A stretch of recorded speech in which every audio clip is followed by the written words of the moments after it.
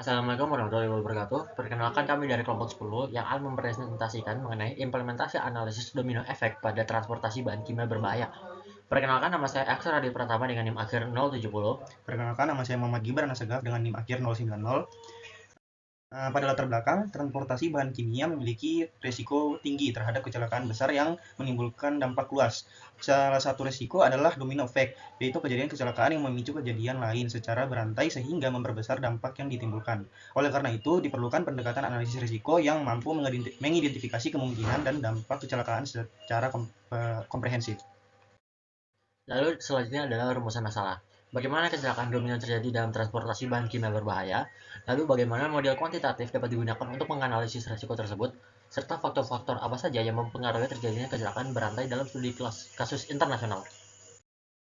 Selanjutnya, konsep domino effect. Domino effect merupakan kondisi di mana satu kejadian memicu kejadian lain secara beruntun sehingga memperbesar risiko dan dampak kecelakaan. Contohnya seperti kebocoran bahan kimia menyebabkan kebakaran, kebakaran menyebabkan ledakan, dan ledakan menyebabkan kerusakan pada kendaraan lain. Konsep ini penting dalam analisis keselamatan industri modern. Lalu selanjutnya ada metodologi penelitian. Penelitian ini menggunakan beberapa pendekatan utama, yaitu Dynamic Bayesian Network (DBN) untuk analisis probabilitas, lalu ada Event Tree Analysis untuk pemodelan skenario kecelakaan, lalu ada Quantitative Risk Assessment (QRA) untuk evaluasi risiko. Metode ini menggabungkan kemungkinan kejadian dan dampaknya secara sistematis. Studi kasus internasional. Penelitian ini dilakukan di Shanghai, Cina sebagai studi kasus internasional. Data yang digunakan meliputi 367 kecelakaan transportasi bahan kimia dari tahun 2017 hingga tahun 2021. Faktor yang dianalisis yaitu ada faktor manusia, kondisi cuaca, kondisi jalan, dan jarak antar kendaraan. Lalu ada hasil penelitian tersebut adalah menunjukkan bahwa risiko domino dipengaruhi oleh interaksi antar kendaraan. Lalu faktor manusia dan lingkungan menjadi penyebab utama. Kemudian model mampu memprediksi berbagai risiko kecelakaan. Nah, indikator yang digunakan itu adalah VN curve dan juga potential loss of life (PLL). Implementasi dalam industri 5.0.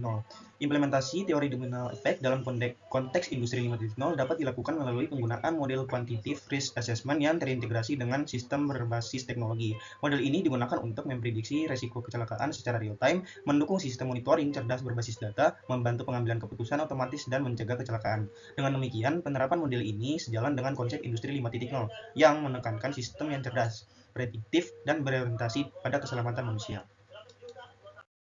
Nah, kesimpulannya adalah penelitian ini menunjukkan bahwa domino effect merupakan salah satu risiko utama dalam transportasi bahan kimia berbahaya. Model berbasis QRA mampu menganalisis risiko secara kuantitatif dan memberikan gambaran terhadap potensi dampak kecelakaan. Selain itu juga, hasil penelitian ini memiliki potensi untuk dikembangkan lebih lanjut dalam mendukung sistem industri modern yang lebih cerdas dan adaptif. Itu saja dari presentasi kami. Oke, berdasarkan penelitian ini, dapat juga dilihat bahwa kecelakaan transportasi bahan kimia berbahaya tidak hanya melibatkan satu kendaraan, tapi dapat terjadi secara berantai atau yang bisa disebut domino effect, ya nggak? Ya. Nah, faktor seperti kondisi pengemudi, jenis jalan, dan juga cuaca, jarak antar kendaraan juga memiliki pengaruh besar terhadap risiko kecelakaan, ya kan? Ya, benar. Nah, hal ini juga menunjukkan bahwa kecelakaan tersebut dipengaruhi oleh kombinasi faktor manusia, lingkungan, dan juga sistem. Ya. Nah, aku setuju. Cuman model yang digunakan di penelitian ini tuh masih memiliki keterbatasan karena bergantung pada data historis dan belum terintegrasi secara real time. Sehingga penerapan di kondisi nyata tuh masih perlu dikembangkan lebih lanjut. Ya, benar banget. Nah, untuk saran kami ke depannya yang telah kami lakukan dari review tersebut, itu untuk pengembangan ke depan diperlukan peningkatan sistem pengumpulan data agar lebih akurat dan juga real time. Selain itu, model ini dapat dikembangkan dengan integrasi teknologi seperti Internet of Things dan juga Artificial Intelligence. Menurut saya sendiri, solusi yang dapat diterapkan itu membangun sistem monitoring cerdas dan mampu mendeteksi potensi kecelakaan secara dini. Selain itu juga, peningkatan pelatihan pengemudi dan penggunaan sistem peringatan otomatis juga penting untuk mengurangi resiko domino effect. Nah, untuk solusi dari saya itu merupakan solusi yang dapat diterapkan adalah penggunaan sistem monitoring berbasis AI yang mampu mendeteksi potensi kecelakaan secara dini dan memberikan peringatan kepada pengemudi. Itu merupakan solusi dari kami berdua. Mungkin itu saja yang bisa kami sampaikan.